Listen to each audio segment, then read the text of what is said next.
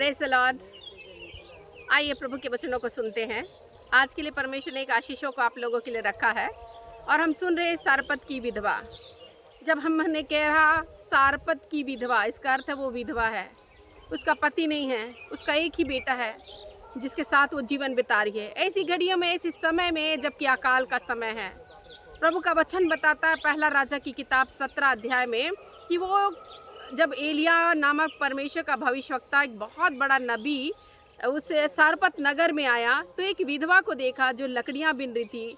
और वो लकड़ियां बिनते हुए देखकर उसने उसको कहा कि तू जा मेरे लिए रोटी बना कर ले आ। ऐसे अकाल के समय में प्रभु के दास ने उससे रोटी मांगी और वो बोलता, हे प्रभु, मेरे पास तो कुछ भी नहीं है, मेरे पास तो एक मुट्ठी मैदा है और कुप्पी में थोड़ा सा तेल है और मैं कुछ ही लकड़ियां बीन के ले जा रही हूँ ताकि मैं खाऊं और मेरा बेटा खाए और मर जाए हम लोग। ऐसा करके वो वचन कह रही है और प्रभु की दास ने बहुत समर्थी रूप से डिक्लेयर किया, समर्थी रूप से एक आशीषित वचन कहा कि जा पहले मेरे लिए रोटी बना कर लिया।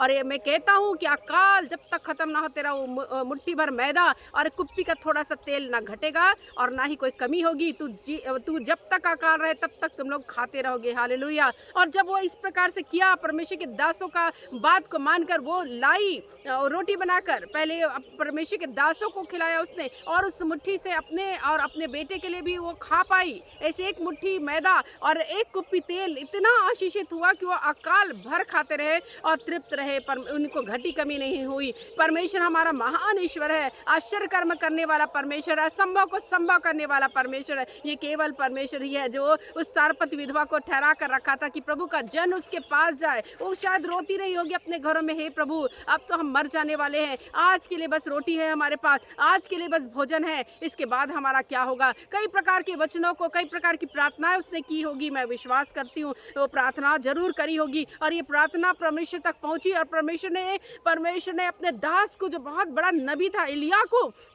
उस सारपत नगर में उस विधवा के घर में भेजा और ताकि उसके हाथ से भोजन कर सके, उसके हाथ से जो है वो रह सके। और हम जानते हैं कि परमेश्वर अद्भुत रीति से कार्य करने वाला परमेश्वर है, अद्भुत रीति से कार्य करता है और परमेश्वर ने उसकी प्रार्थना को सुना और परमेश्वर का जन उसके पास जो है वो रहा और ठहराया गया और ताकि वो जो है वहां से भोजन करे। कितनी आशीषित हुई वो स्त्री ऐसे अकाल के समय में जब उसने परमेश्वर के दासों को भोजन खिलाया। हालेलुया। हम एक कटोरा ठंडा पानी परमेश्वर के दासों को देते हैं, उसका प्रतिफल किसी भी रीति से ना खोएंगे, प्रभु का वचन कहता है। इसलिए प्रभु के दासों को बहुत ही आदर कीजिए और उसको निश्चय परमेश्वर का जन मानकर यदि आप अपने घरों में लाते हैं और एक पानी पिला लेते हैं, वो भी आप लोगों के लिए एक प्रतिफल ठहरने वाला, स्वर्ग में एक इनाम मिलने वाला है। हालेलुया। हम जानते हैं प्रभु के लोगों का आदर करना बहुत अच्छा है और ऐसे ही हम कहना चाहते हैं, इस वचनों के द्वारा आपको आशीषित वचन रिलीज करना चाहते हैं कि जिस प्रकार सारपत की विधवा से अकाल के समय में आशीषित हुई, उसका ना तो एक मुट्ठी मैदा घटा, ना उसका कुप्पी का तेल घटा।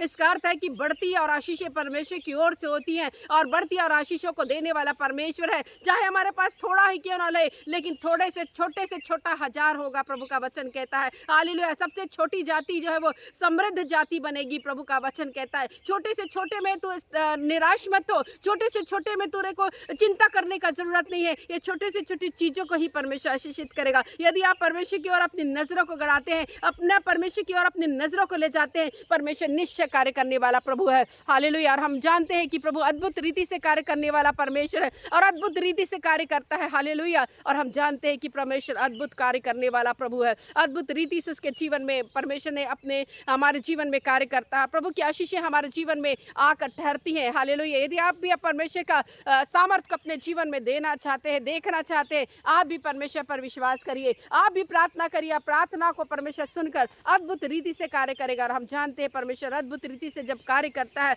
वो महान महान कार्य होते हैं जिसकी हम कल्पना भी नहीं कर सकते, जिसको हम सोच भी नहीं सकते। ऐसे महान कार्य करने वाला हमारा परमेश्वर है। हालेलुया। ऐसे परमेश्वर का आराधना, ऐसे परमेश्वर की उपासना हमको करने की जरूरत है। आइए मैं प्रार्थना करूं आप लोगों के लिए और मैं विश्वास करते इस स्थानों से ऐसे हरियाली भरे स्थानों से, ऐसे खेतों और खलिहानों के से जिसमें बहुत सारे धान लगे हुए, ऐसे समय में, ऐसे घड़ियों में परमेश्वर ऐसे अन्नों से तृप्त करेगा। आपकी कमी घटी नहीं होगी। हालेलुया। ऐसे अन्न जो मेरे पीछे आप देख सक रहे हैं, कितने सुंदर अन्न लगे हुए हैं, कितने सुंदर जो है वो धान लगे हुए हैं, धान की खेतियाँ हुई हैं, दूर दूर तक जो है वो धान की खेतियाँ नजर आ रही हैं। और ऐसे समय में परमेश्वर ऐसे समृद्ध आशीषों को देगा। आपके खत्ते भरे पूरे रहेंगे, उस और दाखरस से नया दाखरस उमड़ता रहेगा। ऐसी उमड़ती आशीषों का परमेश्वर आप लोगों को देना चाहता है। ये छोटी सी प्रार्थना करके एक आशीषों को मैं रिलीज करूं, ताकि आपके परमेश्वर की आशीष आपके जीवन में, आपके परिवार में, आपके बाल बच्चों के जीवन में ठहर सके। हालेलुया। धन्यवाद, धन्यवाद, धन्यवाद मेरे परमेश्वर। सुबह के समय प्रभु आती हूँ आपके चरणों के निकट,